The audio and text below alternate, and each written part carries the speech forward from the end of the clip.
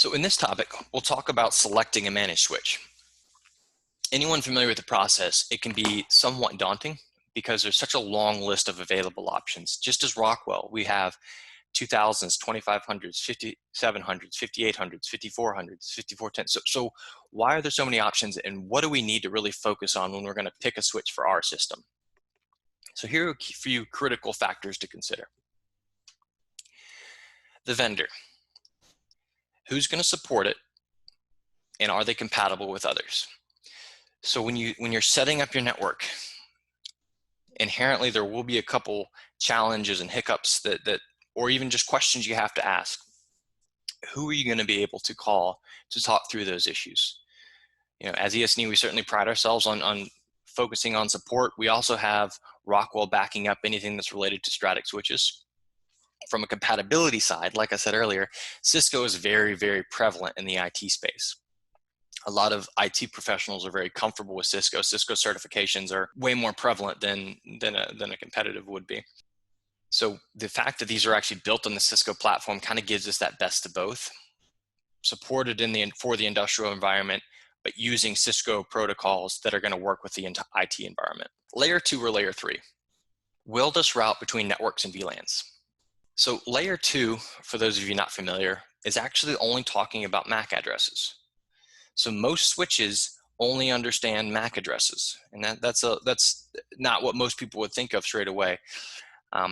It's actually the end devices that typically understand the IP addresses. They use protocols to learn the other device's MAC addresses. So when my laptop sends a message to a PLC, my laptop actually knows the MAC address of the PLC. It sends the message. All the switch knows is, oh, that MAC address is in port 4, for example, and it sends it out of that port. So most of the time, the switch doesn't actually understand the IP address.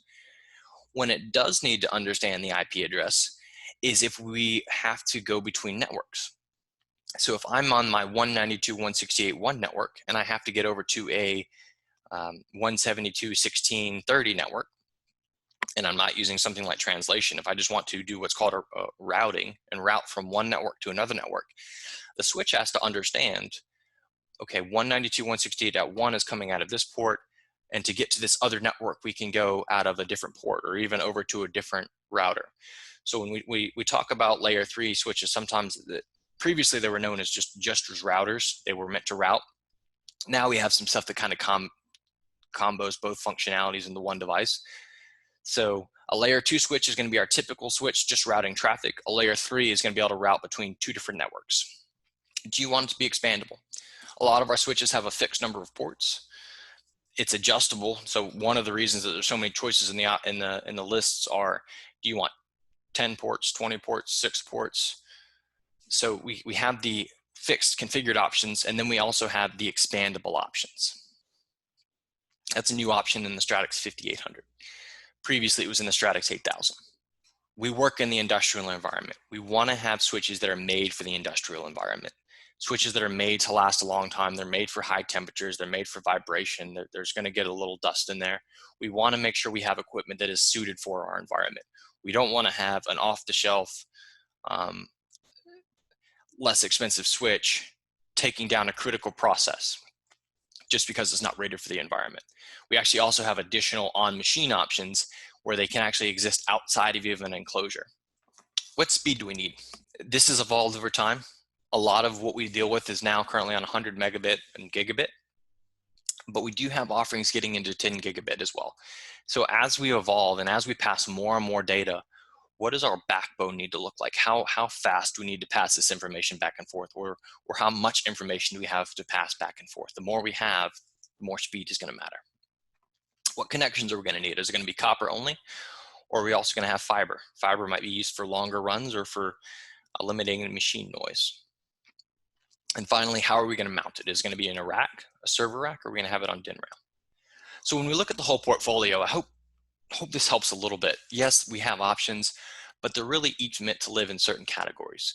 So a Stratix 2000 switch is an unmanaged switch. We're going to talk about some of the reasons that are nice to go ahead and move up towards a managed switch, but we do have an unmanaged switch offering in the Stratix 2000. Something like the Stratix 5700, the 5400 have been around for a while. These are fully managed switches. They have levels that you can buy them in just to kind of give you additional options. But they're going to have a lot of the features that we've talked about and we'll talk about today. The 2500 is relatively newer. It fits in between.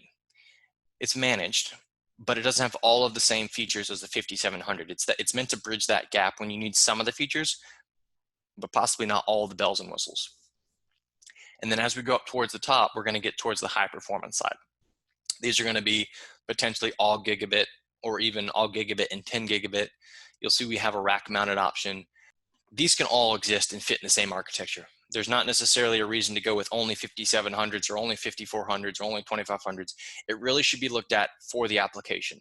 Fortunately, with the backbone of these, the managed ones being Cisco switches, we're going to have compatibility to really design an efficient network using the protocols we need to and have everything fit where it belongs in the stack.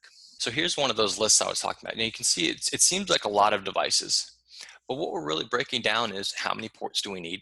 How many copper ports do we need?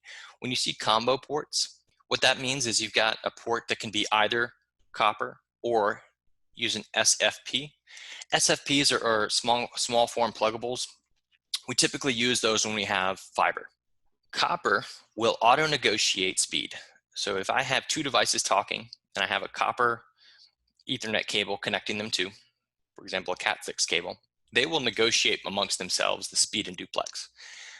Fiber can't do that.